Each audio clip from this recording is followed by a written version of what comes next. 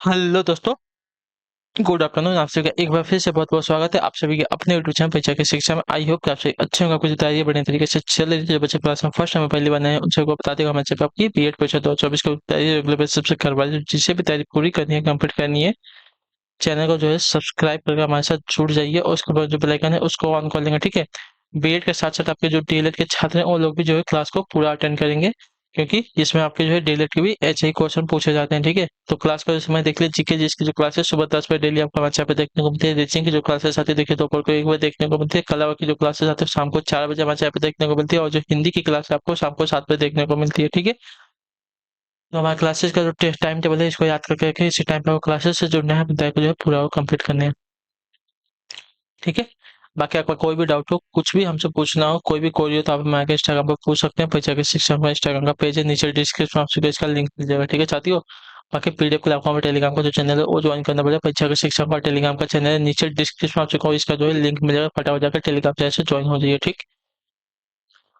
और यहाँ पे जो है डेली बेसिस का क्लास का अपडेट दिया जाता है टेलीग्राम चैनल पर, और जो एग्जाम का अपडेट होगा वो भी आपको यहाँ पे बता दिया जाएगा, ठीक है। तो जिसने अभी तक फॉर्म नहीं भरा यूपीबीएड का जो है कल लास्ट डेट है 3 मार्च को, आप जाके फॉर्म भर दीजिए। वरना 10 मार्च तक जो आपको लेट फीस के साथ आपको फॉर्म भरा जाएगा, ठीक है। क्लियर है सभी को। और 24 अप्रैल को जो इसका एग्जाम होगा। बिहार वालों का अभी तक कोई अपडेट नहीं आया, जैसे अपडेट आएगा आपको देखिए बता दिया जाएगा। और जो बिहार वालों को डीएलएड का एग्जाम है उसका जो है डेट अभी कोई आया नहीं है। डेट अभी समझ के चलिए बताया गया है 6 से 12 के बीच में जो आपका एग्जाम होगा, ठीक है। 6 से 12 के बीच में आपका एग्जाम होगा। तो अभी कोई डिक्लेयर नहीं हुआ है।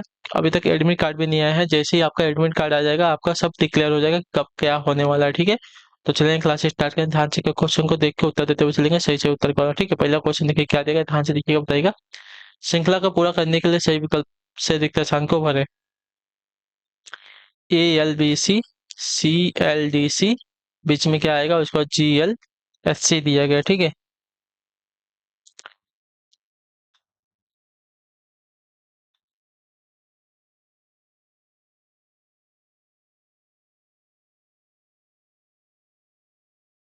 ALBC, CLDC, उसके बाद लास्ट में क्या है, GLSC। ये से C हो रहा है, सॉरी 2 प्लस हो रहा है ना, ABC 2 प्लस हो रहा है, ठीक है। तो B में हम 2 प्लस करेंगे तो CDE आ जाएगा, ठीक है। प्लस 2 करेंगे CDE आ जाएगा। और E में हम 2 प्लस करेंगे तो EFG आ जाएगा, ठीक है। क्लियर है। तो हमारा ये वाला जो है सही है, ठीक है। तो उसके बाद क्या दिएगा, यल, यल से यल, यल से यल, यल से यल, ठीक है। इसमें कोई आपका चेंजेस नहीं है। उसका देखिए बी से डी +2, डी से +2 करेंगे, ठीक है। BCD, DE, F, FG, H +2, ठीक है। उसके बाद C और C आ जाएगा, ठीक है। तो जो बीच में हमारा आएगा ELFC आएगा, ठीक है। ELFC हमारा आंसर आएगा। तो जो आपका बी वाला विकल्प देगा आपका राइट आंसर, ठीक है। ए से सी हुआ, +2 हुआ, सी से +2 करेंगे ई आ जाएगा, ई से +2 करेंगे तो जी आ जाएगा, ठीक है। उसमें एल एल, यहाँ पे भी हमारा एल आ जाएगा, एल कॉमन है तो कॉमन आ जाएगा, ठीक है। बी से डी हुआ है, +1 हुआ है, मतलब +2 हो रहा है। अब सी, ठीक है, सी उसका सी सब में कॉमन है तो हमारा सी भी आपका कॉमन आ जाएगा, ठीक है। क्लियर सब किसके बारे में। चलिए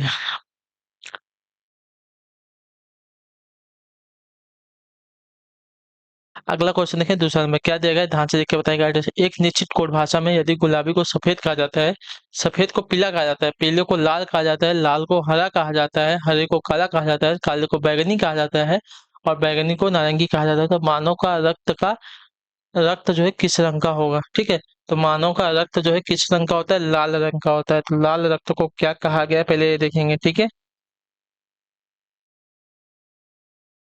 तो लाल रंग को कहाँ क्या कहा गया, तो देखिए लाल को हरा कहा जाता है, ठीक है। लाल को हरा कहा जाता है। तो यहाँ पे जो आपका हो जाएगा साथियों, मानव का रक्त जो है किस रंग का होगा, हरा रंग का हो जाएगा। जो आपका दिया गया बी विकल्प आपका यहाँ पे राइट आंसर, ठीक है। क्योंकि मानव का जो रक्त है लाल होता है, और प्रश्न में जो है लाल को हरा कहा गया है, अतः जो है मानव का रक्त जो है हरा हो जाएगा, ठीक है। क्लियर है। अगले क्वेश्चन में रख रहे हैं तीसरा नंबर क्या देगा है, नाइटमेयर शब्द में उन अक्षरों की संख्या ज्ञात कीजिए जिनके बीच उतने ही अक्षर है जितने अंग्रेजी वर्णमाला में उनके बीच हैं। बताइए, नाइटमेयर में उन अक्षरों की संख्या ज्ञात कीजिए जिनके बीच उतने ही अक्षर हैं जितने की अंग्रेजी वर्णमाला के बीच होता है। ठीक है, तो NIGHTMARE, नाइटमेयर में ना।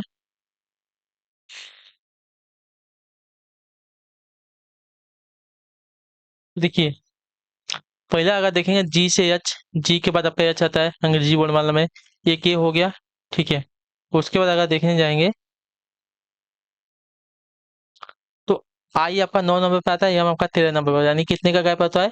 9 और 13 के बीच में 3 का गैप होता है। देखिए यहाँ पे भी आपका 3 बीच में आ रहा है, यानी कि यहाँ पे भी आपका क्या हो जाएगा, 3 आपका प्लस हो, यानी कि ये दो ऐसे वर्णमाला में आ रहे हैं। ठीक है, तो दो आपका यहाँ पे आंसर हो जाएगा। ठीक है, सिर्फ दो ही जोड़े ऐसे हैं जिनके बीच उतने ही अक्षर हैं जितने अंग्रेजी वर्णमाला में उनके बीच में आते हैं। ठीक है, क्लियर सभी को इसके बारे में? क्लियर है?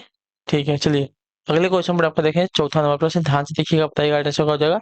निम्नलिखित अनुक्रम में कौन सा शब्द जो है अगला होगा, हमको ये बताना है। ठीक है, बी से एफ हुआ, एफ से जे हुआ, ठीक है, जे से एन हो रहा है, तो बी से एफ हो रहा है, यानी कि +4 हो रहा है। ठीक है, BCDEF, ठीक है, बी के बाद CDEF, एफ के बाद GHIJ हो रहा है। ठीक है, जे के बाद KLMN हो रहा है, 4 हो रहा है।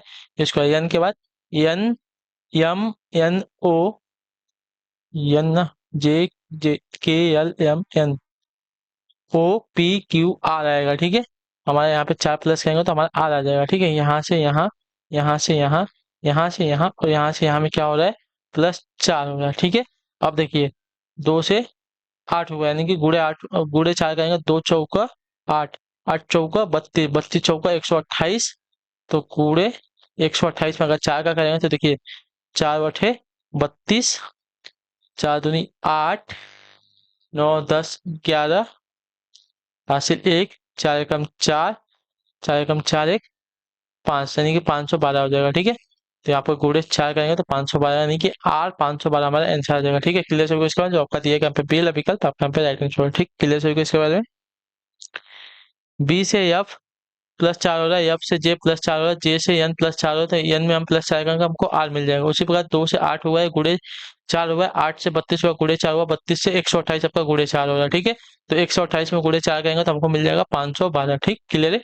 चलिए अगला क्वेश्चन देखिए, आपका 5वां नंबर क्या देगा, ध्यान से देखिएगा, बताइएगा कैसे।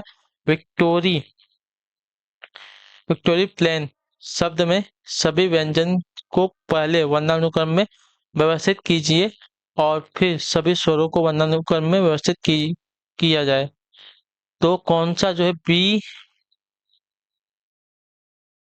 बाएं से चौथे दाईं ओर दूसरा होगा? क्या बोला है? कौन सा बी? अच्छा, बी के बाएं से चौथे के दाईं ओर होगा, ऐसा पूछ रहे हैं। दाईं के दूसरा होगा ना। चलिए, जो विक्टोरी प्लेन में दिया गया है, पहले हमको क्या बोला, पहले व्यंजनों को हमको वर्णानुक्रम करते हैं। ठीक है, व्यंजन को अगर पहले वर्णानुक्रम करेगा तो देखिए, पहले आई को हटा दो, ओ को हटा दो, उसके बाद ए को हटा दो। ठीक है, तो इसके बाद देखेंगे तो क्या पहले आएगा, सी के बाद और कुछ है? बी है क्या? नहीं है, तो पहले हमारा सी आएगा। ठीक है, सी के बाद और क्या आएगा, तो सी, डी, डी है, ई है, डी ई नहीं है, ई तो आएगा ही नहीं, क्योंकि ये जो आपका स्वर है, स्वर को हमको बाद में करना है प्लेस। उसके बाद ई के बाद नहीं, एफ भी नहीं है, जी भी नहीं है। उसके बाद हमारा देखिए यल आएगा। ठीक है, यल को आएगा, यल के बाद जे के यल हो गया, यल के बाद एम एन, एन दिया गया। ठीक है, तो एन आ जाएगा, एन के बाद ओ पी दिया गया है, तो पी आ जाएगा। क्यू दिया गया है, क्यू नहीं दिया गया है, क्यू नहीं है, पी क्यू। आर दिया गया तो हमारा आर आ जाएगा। ठीक है, एच दिया गया है, नहीं दिया गया, टी दिया गया तो टी आ जाएगा। ठीक है, एच टी, यू नहीं दिया गया लेकिन वी दिया गया तो वी आ जाएगा। ठीक है, वी।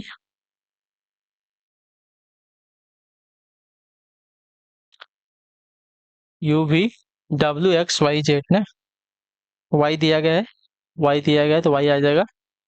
उसको एक्स और जेड नहीं दिया गया, नहीं आएगा। अब हमारा जो व्यंजन है ये हो गया, हमको अब स्वर को करना है, ठीक है। तो ए आएगा पहले, ठीक है। ए, ई आई ना, तो आई दिया गया है, उसके बाद ओ दिया गया तो ओ आ जाएगा, ठीक है। अब देखिए, बाएं बी के बाएं, ठीक है। बी आपका कहाँ है साथियों?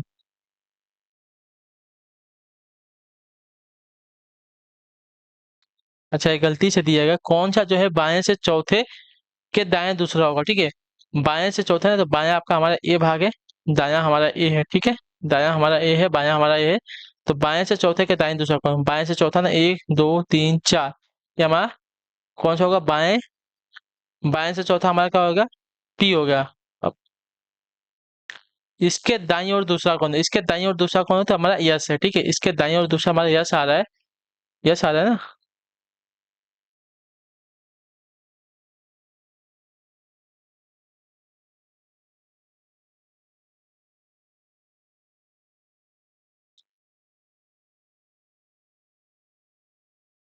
हमने कोई तो एक अक्षर जो है मिस किया है, ठीक है। एक मिनट रुक जाइए। ठीक है, पी के बाद हमारा आर आया था, पी क्यू आर। आर के बाद हमारा यस आया था, यस दिया गया है कहीं पे? यस नहीं दिया गया था, हमारा टी दिया गया था ना। हमारा टी दिया गया, यस तो कहीं नहीं, हमारा टी दिया गया, तो हमारे यहाँ पे टी आएगा, ठीक है। तो पी के मतलब बाएं से चौथा हमारा कौन सा आ रहा है? बाएं से चौथा जो हमारा आ रहा है, क्या आ रहा है? पी आ रहा है। अब पी के दाएं दूसरा हमारा क्या आ रहा है? टी आ रहा है। तो हमारा टी आंसर हो जाएगा, ठीक है। तो जो आपका ए वाला विकल्प देगा आपका यहाँ पे राइट आंसर, ठीक है। क्लियर है? अगला क्वेश्चन देखते हैं। तीन पीढ़ियों के कसम परिवार में जो 8 सदस्य A B C D E F है, ठीक है।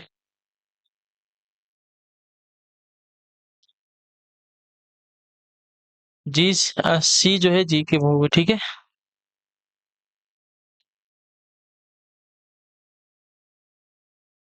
ई जो है बी का एकमात्र पोता है।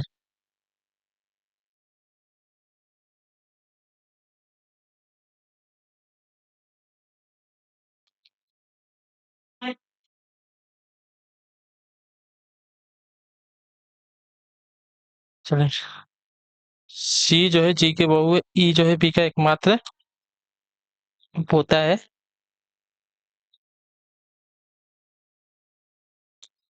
डी ई के दो मामा में से एक है, और जी और डी जिनमें से एक पुरुष है। बी के बच्चे हैं, एफ डी के पिता, एच जी के पति।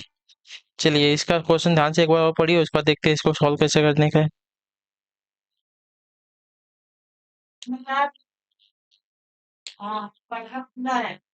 ठीक है, चलिए देखते हैं क्या क्या दिया गया है, ध्यान से देखेंगे क्वेश्चन को, फिर सॉल्व करते हुए चलेंगे।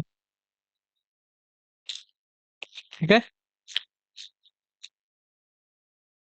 चलिए देखते हैं इसको। एक मिनट रुक जाइए बस।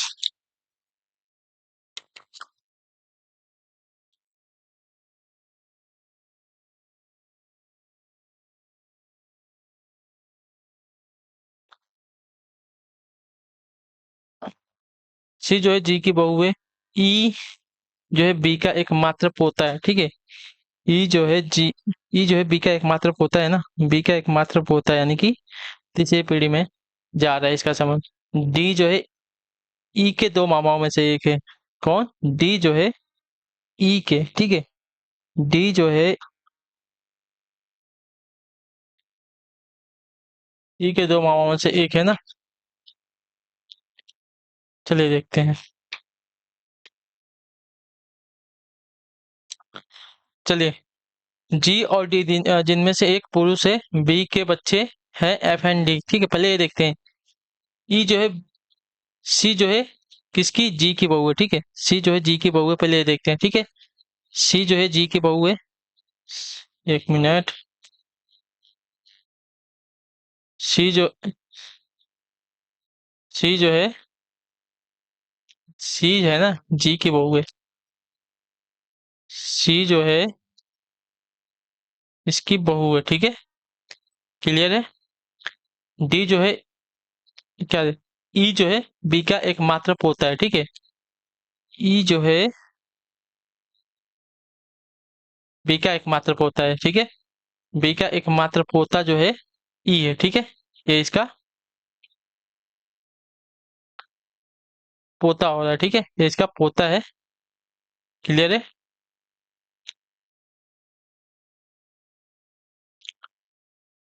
अच्छा बी है ना, डी नहीं है, बी है, सॉरी। ई जो है बी का एकमात्र पोता है, तो यहाँ पे बी आएगा, ठीक है। बी का पोता आपका ई हो रहा है। क्लियर है सभी को इसके बारे में। ये इसकी बहू है, ठीक है। डी ई, डी ई के दो मामा से एक है, ठीक है। डी जो है ई के, ठीक है। डी जो है ई के, डी जो है ई का मामा है, ठीक है। दो मामाओं में से एक मामा है, ठीक है। क्लियर सभी को इसके बारे में। जी जो है डी, जी और डी जिनमें से एक पुरुष है। जी और डी जो एक पुरुष है ना, जी और डी जिनमें से एक पुरुष है। तो अगर ये इसका ये मामा बोले तो ये तो आपका पुरुष हो गया, ठीक है। यानी कि ये इसकी माँ हो जाएगी, ठीक है। ये इसकी माँ हो जाएगी। अगर ये इसकी माँ हो रही है तो ये इसकी पत्नी हो जाएगी, ठीक है। सी जो है इसकी पत्नी हो जाएगी। क्लियर सभी को इसके बारे में। ई जी जी जो है ई की माँ हो रही है और जी की बहू कौन है, सी है, ठीक है। क्योंकि यहाँ पे डी और जी में हमको क्या बताया है कि इसमें से एक जो है हमको बताया कि एक पुरुष है, ठीक है। पुरुष कौन हो जाएगा, डी पुरुष है, क्योंकि ये मामा है इसका, तो ये आपका जो ई का मामा है यानी कि ये पुरुष है, ठीक है। यहाँ पे हमको बोला है कि दो में से एक पुरुष है, तो ये आपका पुरुष होगा, ठीक है। बी के बच्चे, बी के बच्चे कौन कौन है, तो बी के बच्चे जो है एफ एंड डी। बी के बच्चे हैं एफ एंड डी के पिता, ठीक है। बी के बच्चे जो है एफ एंड डी के पिता हैं। बी के बच्चे जो हैं एफ एंड डी के पिता है ना। बी के बच्चे जो है एफ एंड डी के पिता है ना। एफ एंड डी कहाँ से आ गया, एच जो है जी के पति हैं। जी कहाँ आ गया, एच जो है जी के पति हैं। चलिए, एच जो है जी के पति हो रहे हैं, ये इसके पति हो जाएंगे। क्लियर सभी को। क्लियर है। ऐसे जो है जी के पति हो जाएंगे। अब हमारा कौन सा बचा है पहले, तो हमारे यहाँ पे जो अभी देखिए दो बच रहा है। एक तो ये बच रहा है और कौन सा बच रहा है, एफ बच रहा है, ठीक है। देखिए वहाँ दो बच रहा है ना, एफ और ए बच रहा है ना। एफ और ए बच रहा है, ठीक। यहाँ पे देखिए क्या देगा है, डी और ई के दो मामाओं में से एक है। बी के बच्चे एफ और डी के पिता हैं। एफ और डी के पिता नहीं होंगे।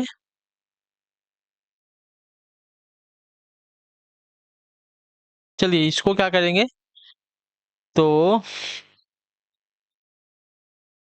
बी के बच्चे ना, तो बी के बच्चे तो देखिए आपके कौन कौन से बी के बच्चे होंगे।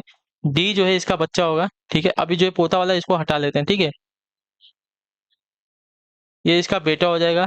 ये इसका बेटा होगा तो ये आपस में क्या हो जाएगी, इसका ये मामा है, तो जी जो है इसकी माँ है। अगर डी ई का ई का मामा डी है और इसकी माँ है जी, तो यहाँ पर बहन हो जाएगी, बहन हो जाएगी, ठीक है।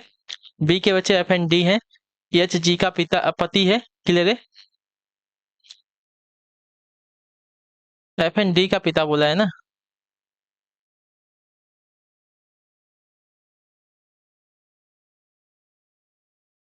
एफ डी के पिता है।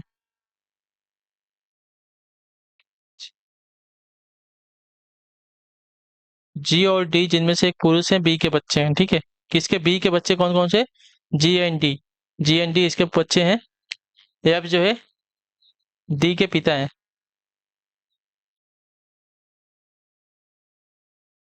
एफ जो है किसके, डी के पिता बोला है, ठीक है। एफ जो है डी के पिता है। क्लियर है। एफ जो है डी के पिता यहाँ पे बोला है। अगर ये इसके पिता हैं और डी और जी इसके बी के बच्चे हैं और डी इसका पिता, एफ जो है डी का पिता है, यानी कि बी जो है एफ की पत्नी हो जाएगी। और हमारा कौन बचा है, तो हमारा बचा है यहाँ पे सिर्फ ए। तो ए क्या हो जाएगा साथियों, दो मामाओं में से एक बोला था ना। यहाँ पे देखिए क्या, यहाँ पे क्या बोला था, डी और ई, डी और ई के दो मामाओं में से एक है, डी जो है ई के दो मामाओं में से एक है, ठीक है। तो ये दो मामा थे ना इसके, ई के दो मामा थे, तो इसका ये जो है इसका भाई हो जाएगा, ठीक है। क्लियर, सभी को ये वाला डायग्राम समझा? आई होप कि सभी को ये वाला डायग्राम समझा होगा, ठीक है। एक बार ध्यान से देखिएगा, हमको क्या बोला था कि जी की बहू कौन है? सी है, ठीक है। जी की बहू सी है, और ई जो है किसका? ई जो है बी का पोता था, ठीक है। ई जो है बी का पोता था। क्लियर है सभी को इसके बारे में? डी ई के दो मामाओं में से एक है, ठीक है। डी जो है ई के दो मामाओं में से एक है, दो मामा थे, तो दो मामा से एक आपका डी हो गया, ठीक है। जी और डी इनमें से एक पुरुष है, जिनमें से एक पुरुष है, ठीक है। जी और डी जिनमें से एक पुरुष था, पुरुष यानी कि ये डी आपका एक पुरुष हो गया, क्योंकि अगर मामा बोला है तो मामा क्या हो जाएगा? पुरुष हो जाएगा, ठीक है। और जी क्या हो जाएगी? अगर बोला है तो आपकी स्त्री हो जाएगी, यानी कि जी जो है ई की माँ हो जाएगी, ठीक है। ई की माँ हो जाएगी, तो ई जो है इसका पति हो जाएगा, सी का, और जी का बेटा हो जाएगा, ठीक है। यानी कि ई जो है इसकी माँ हो जाएगी।